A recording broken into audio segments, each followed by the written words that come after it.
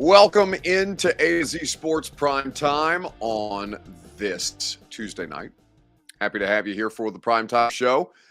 Lovely to see you guys as always. It's been an exciting day, been a lot of things going on. We had a great show at Radio Row today for SEC Media Days. Ben Jones, former Titan center, did damn near the whole show with us. It was a lot of fun to have Ben there today, and certainly got some great insights on not just SEC football, because, of course, Ben played at Georgia. But we talked a lot of Titans. We talked a lot about DeAndre Hopkins, Ben's former teammate with the Houston Texans. We talked a lot about Tim Kelly, Marcus Mariota, the Titans offensive line situation. Like, Ben sat there and did the whole show with us today, and it was a great time. I highly recommend it. We also talked about the running back debate, something that happened yesterday, but Hopkins still fresh in everybody's mind. It felt like that would be the move at that point on Monday night. But since we had not talked about the situation that happened with running backs across the league yesterday, we are going to take some time to talk about it today. Because obviously Derrick Henry being vocal about it was not something that Derrick typically does. So we're going to go through that together and get into that conversation over the course of tonight's show. We'll also do a gone viral video that I think you guys will enjoy. We'll talk about the value of the running back position, because you guys know famously on this show, I was very loud about not giving Derrick Henry a second contract because of the running back position. Now, I had it wrong with one individual, but it does seem like the rest of the market has said that basically everybody else, we can find another running back. So we'll talk about it over the course of tonight. Need you guys to share this show first and foremost, if you would be so kind, on Facebook, YouTube, Twitter, and on Twitch. If you're hanging out on Twitter, please retweet the show, bottom right-hand corner of your screen, if you would be kind enough to do so. If you're on Facebook Live, you can share now to public. That's in the bottom left. YouTube and Twitch. You can like the video. You can subscribe to the channel. You can do everything that you want to do. And if you've done all the things that we ask you to do, you can tell a friend to do the same. We'd always be grateful for you. Matthew Maddox says your TikTok was great. See, I'm making content everywhere. So if I happen to be a few minutes late, then we'll all get through it together. But I promise you that I am giving you enough free content on a regular basis and that we are going to show up at some point on these live streams each and every night. That those of you who were bitching about it to start, you're going to be okay. I promise. Let's go ahead and get into the show. Starting off on a great note. Welcome into A to Z Sports Prime Time from the Superbook Sports Studios. I'm your host, Buck Rising. I'm proud, as always, to be presented to you by the wonderful folks at Superbook Sports. Download the Superbook app. Plug in the promo code ATOZ. They'll match your first bet up to $250. Superbook.com for terms and conditions. And, of course, TrueMath Fitness in the Gulch. Now, SEC Media Days has prevented me from making it to my personal training sessions on Tuesdays and Thursdays this week, but I have gone every other Tuesday and Thursday for the last several months, and the results have been phenomenal. TrueMathFitness.com is where you go for your first workout free. So, all the different situations that have arisen with the Titans. We know that the running back here has been a focal point for a variety of different conversations, right? Whether it's how much should you build an offense around a running back in 2023 or in modern day football. The Titans have been a flashpoint for that. The value of a running back on a second contract. Is it worth the money when you have a running back? You're probably going to give him the kind of money that most tight ends get on second deals.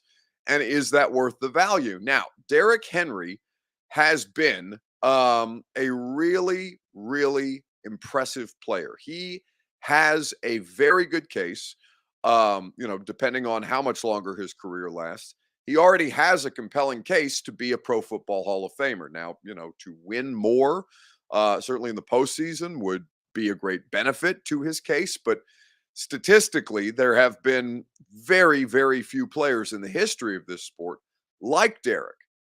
Now, the rest of the running backs in the NFL, with the evolution of the sport, teams, unlike the Titans, have largely moved on from building their offense specifically around a running back.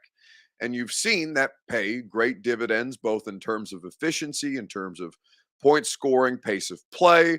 It's just better across the board if you can be more proficient with your passing game than with your rushing attack. It is not something that most NFL teams stick with to the degree that the Titans or the Browns or the Ravens, there's plenty of teams that run the football out there, and it doesn't make them wrong for doing so. Some of the best offenses in the sport, Kansas City, Cincinnati, they run the football really well, but there's a very good reason why. Teams fear their pass more than they fear crowding the box. And so if you can run out of 3 wide receiver sets as opposed to, goal line formations basically all the time, 3 tight end sets on the field, or all the extra blockers that you need to just get Derrick an extra ounce of space, then yeah, you can be a better offense on the whole. Now, I think Maserati Max says it correctly. Henry is built differently mentally and physically. But even Derrick, I mean, from the mental side of things, it took Derrick a minute to get there, right? Derrick was not Derrick. He has not been Derrick his entire career, like the Derrick Henry that we all associate with the guy who I've just described as a very good candidate for the Pro Football Hall of Fame at some point whenever it comes to an end. That just really recently happened in 2019. So while there is a great sample size of Derrick operating at this level, and while I do admit that he has very much done a great deal of work, both on the mental and on the physical, to be able to handle the kind of pressure, the kind of scrutiny that comes with being a very, very much one punch offense. And you're the guy who is physically responsible every time for doing the punching. It is going to be something that is fascinating to watch this year with the Tennessee Titans. But the running backs have taken a beating, both literally and metaphorically speaking. And because of that, because of the devaluation of the position, guys like Saquon Barkley, Tony Pollard, and last year's leading rusher, Josh Jacobs, saw the deadline to get a long-term deal done with their respective franchises come and go without any movement. The tag has been something that has been a great tool for teams to use from a cost-effective standpoint. And the question that we're going to ask you, your Two Rivers Ford take, is fair or foul? The current running back marketplace at this point. Let me know, fair or foul, in the comment section on Facebook, YouTube, Twitter, and Twitch. We're going to talk about it together. I'll give you my answer as well right after I remind you that Two Rivers Ford makes your Two Rivers Ford take possible. They are the best in the business. The best car buying experience that you can have is Two Rivers Ford in Mount Juliet or online at tworiversford.com. So as you look at the situation for all these running backs, why is the marketplace trending the way that it's trending? And is it fair or is it foul? Major Keys says foul. Richie says foul. Mr. Jones says foul. Stacy Will says foul. They need more money. I'm surprised to see as many of you siding with the running backs, and maybe that's just a product of Derrick Henry, because Derrick Henry we will read his tweet, his statement on the matter here in just a second. MB says foul. It's garbage. Running backs should restrict themselves to 10 to 12 carries per game. I mean, they're certainly not encouraging running backs to go out there and be bell cows the way that Derrick has, right? Really, there's not a lot of players who do it at the rate that Derrick Henry does. I mean, there's been very few players, again, in the history of the league that have done it beyond Derrick. Greg Maclock said, "Oh, come on." I don't know who Greg's talking to. So he says we had DeMarco Murray and a head coach that would play vets beyond their usefulness. Are you talking about Derrick Henry becoming, taking a while? No, I mean, there was Greg. If you've forgotten the time that the Tennessee Titans, with Mike Vrabel as the head coach, chose to give David Fluellen snaps in a game against the New England Patriots at home over Derrick Henry, because Derrick Henry wasn't operating in 2018 the way that they felt Derrick Henry needed to operate, then you have a very, very short-term memory. That was under this current head coach, who now can't get enough of Derrick Henry, and whose biggest criticism from you all is that he uses Derrick Henry too much. It's my understanding. So yeah, go back and watch that Patriots game that they ended up winning.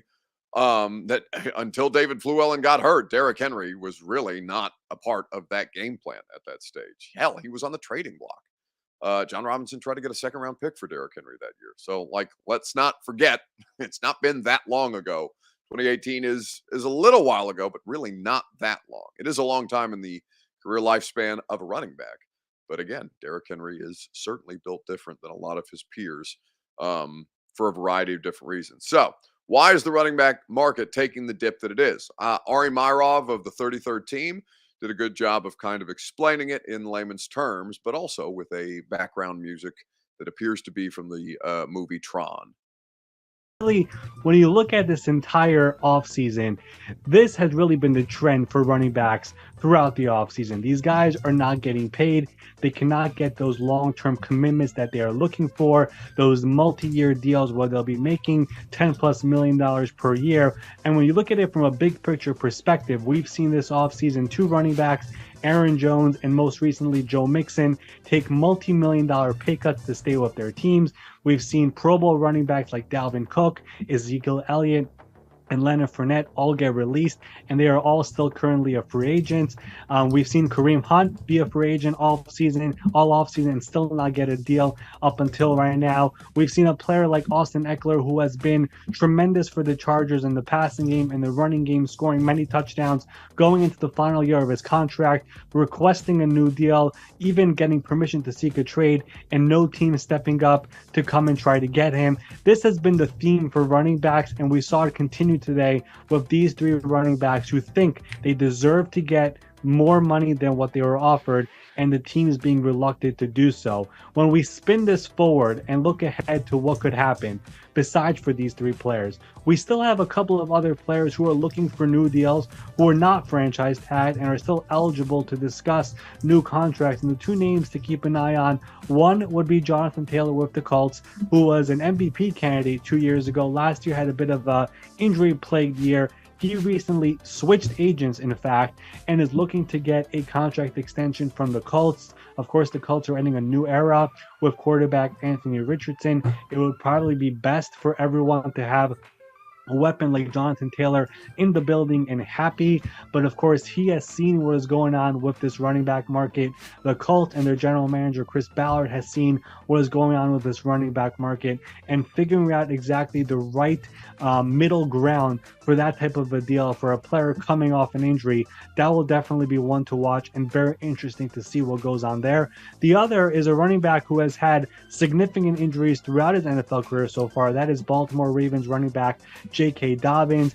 Last year, when he was healthy near the back end of the season, he was one of the better running backs in the NFL. And there was some talk after voluntary minicamp that he did not necessarily participate because he is looking for a new contract. He is entering the final year of his deal. We will see if the Ravens are willing to do a deal for him. That one probably feels a little bit more unlikely considering the fact he has not played much.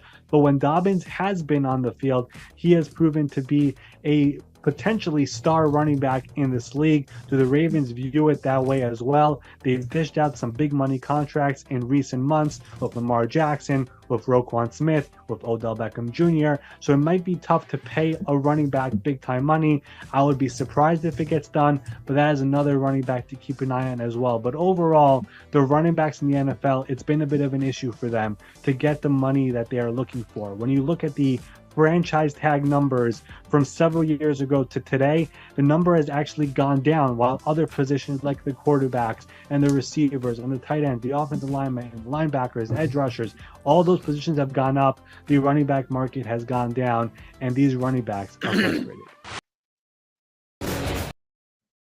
Damn it, Bert.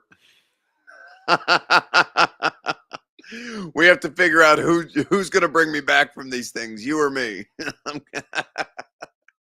Damn it, Robert. Just a troll. Anyway, that's Ari Myrov on the 33rd team. And yes, while his vocal variation is not the thing that's going to keep you paying attention to that clip, what he does lay out very well is why running backs are, unfortunately, in a no-win position. This is as bad a situation as I can remember, really, since like true blue big men started to get phased. I mean, I don't even want to say big men because like Jokic is he's the best player in the sport right now. He's 7 foot and he doesn't jump. So I can't look at Nikola Jokic and say, well, big men in the NBA have been invalidated. It's not that the running back position is going away. It's just going to change, right? Kamara and McCaffrey are going to be the players that you pay because they can basically play an entire game in the slot and you not miss a beat, right? But they can also run between the tackles. Now, you're not going to find a ton of those dudes. And we'll get into this a little more here in a second. We'll read more of your comments. Fair or foul, the current state of the running back market. Right after I remind you that the Primetime Show is presented by the Gary Ashton Real Estate Group of Remax Advantage. GaryAshton.com is where you go for your dream address without the stress. Get the intel edge you need to succeed from the Ashton team. Okay, so as you go through and evaluate the situation for the running backs at this stage, fair or foul is the question. A lot of you had said foul tonight. A lot of you, I understand your position. I certainly understand why you would have the opinion that you do if you're a fan of the Tennessee Titans, and you would say, "Well, look at Derrick Henry. Look at the durability of Derrick Henry. 2021 being the anomaly, and it's really not like a wear injury that could have happened at any point. It's a stress fracture. It's a broken bone. Those kind of things are something that you know, it's not even because of the way that they have him or the rate that they have him carry the ball at, right? So, like, for me, that's a fluke situation that Derrick Henry's usage can't be faulted for, even though Derrick Henry at some point, whether it's this year, because he has seen a decrease in his efficiency, not his production, but his efficiency. Derrick Henry is coming off one of the, I believe it's the second best rushing total of his career. He was the second leading rusher in the NFL behind Josh Jacobs, who again couldn't get paid. Mr. Jones says Buck never valued Derrick Henry. No, you are mistaken. I have said this time and time again that Derrick Henry's second contract, my argument against him getting paid is as wrong as I've ever been. But my argument, you have to remember, was not against Derrick Henry. It was against his position. My argument is still correct. I just picked the one guy who you cannot make the argument against. I can make the argument against Saquon Barkley. And I mean, to be honest with you, I can still make the argument against Derrick Henry because they did it in 2021, right? They did it in 2021. They put together a rushing attack that was fine in 2021 with Dontrell Hilliard and Deontay Foreman. Now, they can be special with Derrick Henry, and Derrick Henry is still an incredible weapon. But if I wanted to still make the argument against Derrick Henry, that would be the first thing that I cite. That they replaced him with two dudes that were on the street, right? For just a fraction of the value. Now, Derrick Henry is again making a good case to be a Pro Football Hall of Famer. Derrick Henry is as wrong as I've ever been. They have gotten value and more out of the running back that they signed. But again, I say to you, the argument was correct. The argument was absolutely correct. The player that I was arguing against is the exception, not the rule. I think that when you and we'll talk about, kind of Derrick Henry's future situation throughout the course of this, and I do want to read you the tweet that Derrick Henry said, because the question has been fair or foul in the comment section, and the answer is both. This was Derrick Henry's statement on the state of the running back position, and it's something that I think would be very, very difficult for people to argue against at this stage, given who Derrick Henry is and what Derrick Henry means to this league. When you look at the way that that all these guys were passed over yesterday with Ezekiel Elliott, 8 of the top 10 running backs in the NFL are not signed through the 2025 season. So Nick Chubb, Christian McCaffrey, Josh Jacobs, Saquon Barkley, and Derrick Henry were the top 5. 8 of the top 10 are not under contract beyond this year. That's what's telling you, or that's what the NFL is telling you, is that, yeah, we're fine to pay these guys on the tag, but beyond that, we'll find another one to do basically the same thing. Even if it's not as good, more explosive plays come from defensive misses, right? Defensive gap misalignments or defensive missed assignments than they do from great blocking or great running back play, right? Now, you have the running back that is bigger, faster, and stronger than everybody, and that can be the home run hitter. You can specifically target those matchups on a week-to-week basis the way that the Titans have done with Derrick Henry for years. And understand that by the time that Derrick Henry, if you can get him just enough to the second level, then dudes are going to be making business decisions left and right. And you will have the opportunity to get an explosive play where most teams don't, and that's with the run. Now, it's far more efficient to try and get explosives with your passing game. And that doesn't mean that it completely invalidates Derrick Henry. Derrick Henry is still a very, very important piece of this football team as long as he continues to play at a level close to what he's been in the last couple of years. But I think that when you look at the situation for Derrick, while he is special, his position is very much interchangeable. Derrick Henry's tweet to that effect from yesterday, as the deadline passed and as all these running backs went without long-term deals. He said on Twitter about the situation, at this point, just take the running back position out of the game. The ones that want to be great and work as hard as they want to give their all to an organization just seems like it doesn't even matter. I'm with every running back that's fighting to get what they deserve. Fair or foul? The answer is both. It is fair that NFL teams understand they don't have to value the running back position. And to ask them to overpay just for the sake of overpaying is not good business. It's emotional business. It is also foul because Derrick Henry is correct. He has given heart and soul to this organization. It's a place that he cares about very much, even if he's not super loud and boisterous about it. Derrick Henry loves playing here in Nashville. He loves his life here in Nashville, even if he spends most of his offseason in Dallas, where his daughter is. And you look at the situation and say the Titans value the running back position, but has that been the thing that's been contributing to their ceiling? There's a variety of different reasons why the Titans haven't been able to break through, but they don't have a situation. They don't have a situation in the last couple of years with Derrick where they have a counterpunch. Derrick's been the only thing. And I think it's proven at this point that Derrick can't be the only thing, right? He's great. He's a superhuman, but he still can't be the only thing. It doesn't work like that in football. Pastor Raymond Little says you must have an elite quarterback. We don't need or want Tannehill throwing the ball 45 times a game. No, I mean, you don't have to have an elite quarterback.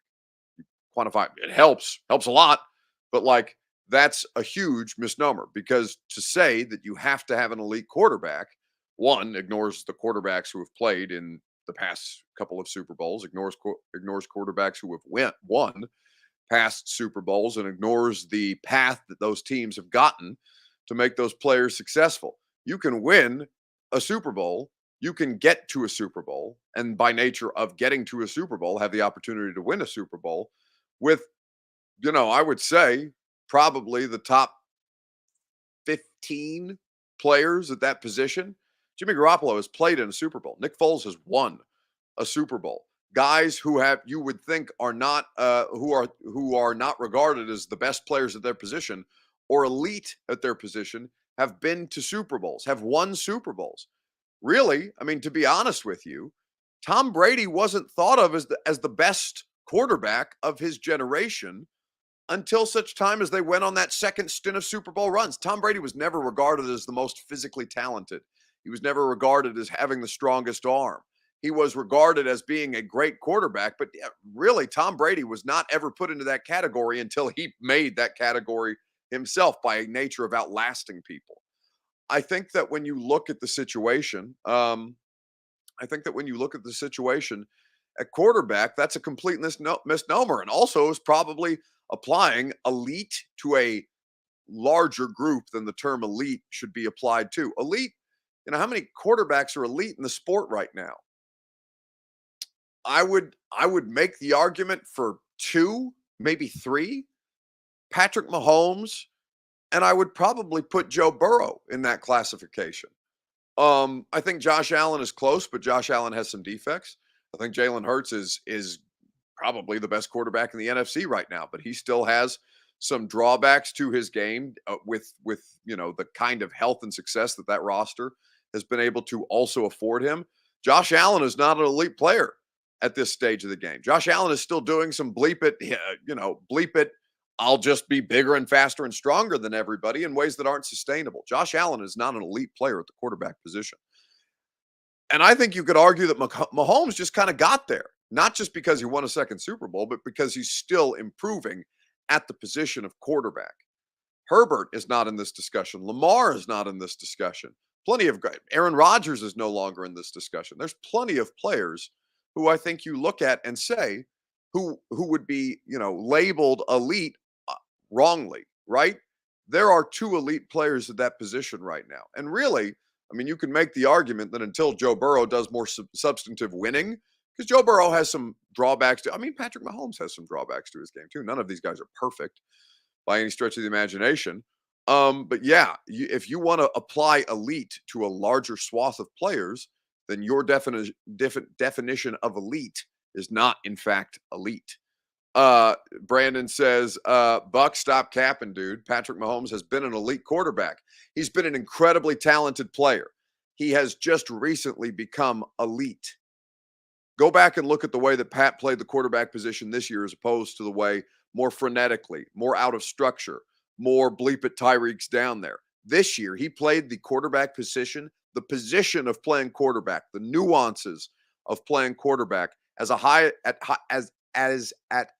I'm trying to say this correctly, at as high of a level as I've ever seen Patrick Mahomes play. You cannot dispute that Patrick Mahomes was the best version of himself this year, this season. And not when they're, making all kinds of crazy circus plays. His athleticism has never been elite. Or, excuse me, I said that very, very incorrectly. His athleticism has always been elite. His athleticism has always been elite. His arm talent has always been elite. The position of quarterback is more than that. And I think you saw the best evolution of Patrick Mahomes yet this season when he's playing the quarterback more within the structure of what he's being asked to play. And again, won a Super Bowl as a result of it. There's a lot of different things, and you may be applying, again, a wider swath of elite that is necessarily applied. There's probably only 1 to 2 elite players at the position in any given year. So take that into consideration before you go ahead and tell me that, there's 5 quarterbacks who are elite. That by definition is not an elite class. That's a bunch of dudes. So let's talk about Derrick Henry's future. I've rambled on far too much at this point on Facebook, YouTube, Twitter, and Twitch. In the comment section, if you would be so kind as to tell me how you feel about the situation for Derrick Henry and his future. Well, really, who do you think is the better running back right now? And I imagine many of you are biased, but that's fine. Derrick Henry, Saquon Barkley, Josh Jacobs, or Tony Pollard. The 3 guys who didn't get long-term extensions are Derrick. Who's the best running back out of that bunch? We'll talk about it together on Facebook, YouTube, Twitter, and on Twitch. Right after I remind you that the Primetime Show is presented by TrueMap Fitness in the Gulch. TrueMapFitness.com is the best place for you to go and get your first workout free. As a Middle Tennessee resident, it's the best place for you to go and get the best version of you. A new way to work out for the new you. That is what you were trying to achieve. And it doesn't just mean physically. It can mean your mental state. It can mean your emotional state. It can improve your sleep habits to get on the kind of program that TrueMap Fitness provides. Whether personal training is more your bag, whether you want to work out on your own time as a member at their open gym or take their group fitness classes, TrueMapFitness.com is where you go to sign up for all of the above. All right, so as you look at the running backs who didn't get paid, Saquon, Derrick, Pollard, or Josh Jacobs, last year's leading rusher. Again, Derrick Henry was second, Josh Jacobs was first. Who is the best player at that position? We will talk about it together, as I mentioned. But I am curious to see if you guys are convinced that Derrick Henry is the best running back out of that group, or if you are willing to negotiate where biases might be interfering in all that.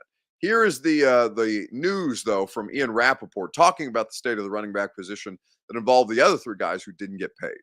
I imagine the running back group text thread is probably going wild right now. And, the running back market, unfortunately, is what it is. And that's what these guys are all battling. That's why it's been so hard to get a deal done, because the franchise tag number has gotten lower and lower. So the team's offers have gotten less and less. And it's not about what the running backs deserve. All these guys deserve all of the money they're all great players. The problem is when the team has them for $10 million, how much above that is a team willing to go? And then for what? It's going to take some tough circumstances, some really hard-minded individuals to get the running back market to where it should be. And maybe Jonathan Taylor could be a guy to do it. I mean, Jonathan Taylor gets a lot of, discussion for having only done it truly for 1 year. Now that I think Jonathan Taylor is a great running back. I really do, but I think that great running backs are replaceable all the time, are very much replaceable. Again, I think Derrick Henry has literally been replaced in a season, and the team that he was on went and won or got to the number 1 overall seed. Now, Derrick Henry was not great against the Bengals, nor obviously was Ryan Tannehill. Ryan Tannehill was disastrous. Derrick Henry wasn't much better. But I would say in that situation that this is going to be a discussion that I think is interesting among us. Now, for reference, Derrick Henry was 5th on ESPN. So when they interview executives, coaches, scouts, and players, and combine those polls to rank the NFL's top 10 running backs for 2023, Derrick Henry came out 5th. The best of the players that I listed, for reference, Tony Pollard is 9th on this list. So it goes, we'll go from 10 to 1. Eckler, Pollard, Dalvin Cook, who's currently a free agent, Kamara, Jonathan Taylor. That's 6 through 10. 5 through 1, Derrick Henry, Saquon Barkley, Josh Jacobs, Christian McCaffrey, and Nick Chubb. I think that Derrick Henry is still capable of being at the top of this list. I think that Derrick Henry getting his second best rushing total in a season behind last year's offensive line is one of the most spectacular feats that could be argued. With that little help, that dude going that far above and beyond to succeed. He needs more help, though. And as of last year, he didn't have it. Now, Derrick, the fumbles were an issue last year. Again, his efficiency is down, but I think that's, you could argue that the roster has really, really hurt things. Around him, the roster has really, really hurt things. And Saquon, when healthy, has been great. Now, I would say that the durability of Derrick really should factor in here, and that it would be hard for me to put Saquon Barkley off the sample size of really what is like 2.5 seasons. Christian McCaffrey, whose durability has famously been lacking. Nick Chubb and Derrick Henry. I'm fine with Nick Chubb, Josh Jacobs, and then Derrick Henry. I would probably put Derrick over the 2 other ones, even though I understand that McCaffrey and Saquon are going to be more bigger contributors in the passing game. Even though I understand that Josh Jacobs and Nick Chubb are not record-setting the way that Derrick Henry has been over the course of his career. I'm talking about if we count the durability of the players, then I think I'm fine with Nick Chubb as 1. I'm fine with Josh Jacobs as 2 right now. He's younger at this point, and I'm fine with Derrick Henry at 3. But I don't think I would put Derrick any lower than 3 at that stage. Like I said, Derrick is still capable of being the best running back in football. And that's pretty crazy to say at 30 years old. But I would say that durability should count for something in this list. And the McCaffrey and Barkley, that's just not been a part of the discussion. Now, there's nothing that's going to change this. An NFL team is going to have to pay somebody, right? The Colts. So Jim Irsay could change the running back market. The Colts could overextend themselves unnecessarily, it would seem at this point, and give Jonathan Taylor a contract that resets the running back market. It only takes one player to do that, right? And all of these guys will see that kind of spike on their next deals. They'll see the inflation as a result. Indianapolis is no sure thing, though. And Jonathan Taylor's in a pretty interesting situation because he was hurt for a lot of last year. So JT had a down year, says Mr. Jones. Absolutely. Jonathan Taylor has only done it for 1 season at this level, worthy of this discussion as far as I'm concerned. I think Jonathan Taylor is still a very, very talented player. But I think that to put that much of your eggs in the basket of J.K. Dobbins, who is wild to think that he's owed any kind of money after having basically not played in the NFL at this point. Bert, has he played in 10 games as an NFL player at this stage? Has he actually? I'm very surprised to hear that. I would be, I mean, I can't imagine he's played in 20, based on the amount of time that man has been injured. But I would say that it's a very, very difficult situation for them as a position group to lean so heavily on those two guys, especially when, consistently the durability of these guys is questioned, and rightfully so. Robert says that he played 15 in 2020. Okay, J.K. Dobbins played 15 in 2020, 8 last year. He has missed he missed all of the 2021 season, so 15 in 2020, 8 last year. But again, that's shameful to be thinking that you're worth any kind of money based on your previous productivity. He has yet to prove that he can play in the NFL. He's yet to prove that he can last in the NFL. And again, longevity is worth something here. All right, let's wrap things up with a gone viral video. The question I want to ask you is this: on Facebook, YouTube, Twitter, and Twitch. We'll talk about it together.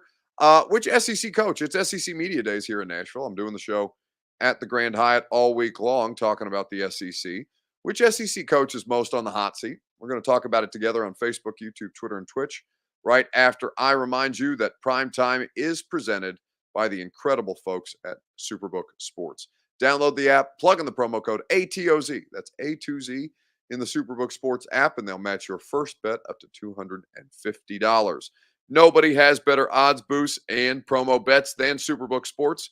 So use that promo code, get that $250 free bet, and enjoy all of their great options for you to get in on the action on your favorite major sports. That's superbook.com for terms and conditions. Gambling problem, call the Tennessee Red Line, 1-800-889-9789. Mr. Jones says, Jimbo. Cody Valentine says, Auburn's coach Hugh Freeze, who's in his first year. I don't think so. Derek R. says, Eli Drinkwitz, the head coach of Missouri, at this point, is most on the hot seat. There is no coach. The only thing that's protecting Jimbo Fisher at this point is his buyout. His buyout is still north of $85 million. It's wild. And that is down from, I think it was like 96 last year or something outrageous. Either way, Jimbo is in hot water because, like many of you griping about your offensive coordinator situation last year, Jimbo Fisher has understandably had the play calling duties, or is supposed to have removed the play calling duties from his list of responsibilities and turned it over to former SEC head coach Bobby Petrino. But Jimbo Fisher, asked about this situation at SEC Media Days this week, gave the biggest or the most problematic answer about play calling that any Texas A&M fan could possibly have heard. Jimbo, you got several former head coaches on your staff, Bobby Petrino being the latest you've brought in. A lot of very, I guess you could say, very upfront personalities. How do you deal with that in the coaching staff room when a lot of people, a lot of us, including myself, wonder how that's all going to work out if it gets into a volatile situation? Volatile? Why would it be in a volatile situation? Guys, coach, have you ever been in any staff room that doesn't have arguments or disagreements? Every coaching staff in America has an argument or a disagreement. That's part of it. But no, it's just, I'm the boss, we're the boss, we'll do it at the end of the day. But you listen to everybody's opinion. Everybody can voice their opinion. I want guys with opinion. I want guys who have knowledge. I want guys who make you think. I want guys to create different narratives that brought to the table that can help us. I think it's the best thing you have. And I think that's one of the reasons, some of the reasons you hired them, to do different scenarios and different things like that. But as far as that, we all have great respect for each other, and it's been tremendous. We've had great response and haven't had any issues. Bobby Petrino, I think this is the first time he's been an assistant since 2002, so he's used to calling plays, being the guy in charge. You've been calling plays probably forever. So what's the dynamic going to be like on game day? Does he have total freedom to call the plays, and kind of how will that work? And is it hard for you to give up, play calling? No, there's a lot of things, and you're still involved in what goes on. I'm not going to get into what we're doing, how we're doing it. Again, I'm not trying to avoid anything. I just don't want to create advantages or narratives out there for what goes on. But listen, Bobby was hired for a reason, and he's a tremendous coach and tremendous guy and a tremendous football mind, tremendous recruiter. He's done a great job recruiting since he's been there, everything he does. And Now, he'll call a lot of, hopefully he'll call the games. We'll have suggestions on things we do, and whether it's offense, defense, every coach is always involved. It's a more collective thing than people want to give it room for. And then when you get to calling, you get on a roll, you got to have a guy that can do it. And I think Bobby can definitely do that. And does it as well as anybody in college football. I have great respect for him. Me and him we've had a great admiration for each other for a long time. And his knowledge and his production and what he's done. Jimbo. It's just about the last thing you want to hear as a Texas A&M fan. I think even at 85 something million dollars, the Jimbo Fisher, absolutely on the hot seat.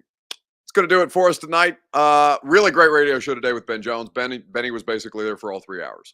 You should go listen to it. We talked about a lot of different stuff, including the SEC, because Ben obviously played at Georgia. Some great stories there. Also, Kamari Lassiter, the Georgia corner, absolute stud, out of Bibb County, Alabama, the same place that Ben Jones is from and played high school football at. In fact, I think they played each other at some point in their careers, or not played each other, but did play against their respective schools. So they were very familiar with each other. It was a fun back and forth, and I think you can check that out. Well, I know you can check that out in the podcast of the radio show. It's simply the Buck Rising Show, wherever it is that you get your podcast.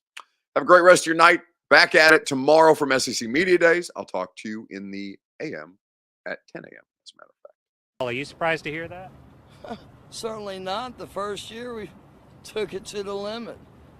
And I was in Miami with my new beach house. Well, it was a couple minutes from the beach. It's been 20 years since then. We haven't been too strong in the last few years. Oh, we've been strong. We're just playing by the rules. You can't have a newcomer come in and steal a show.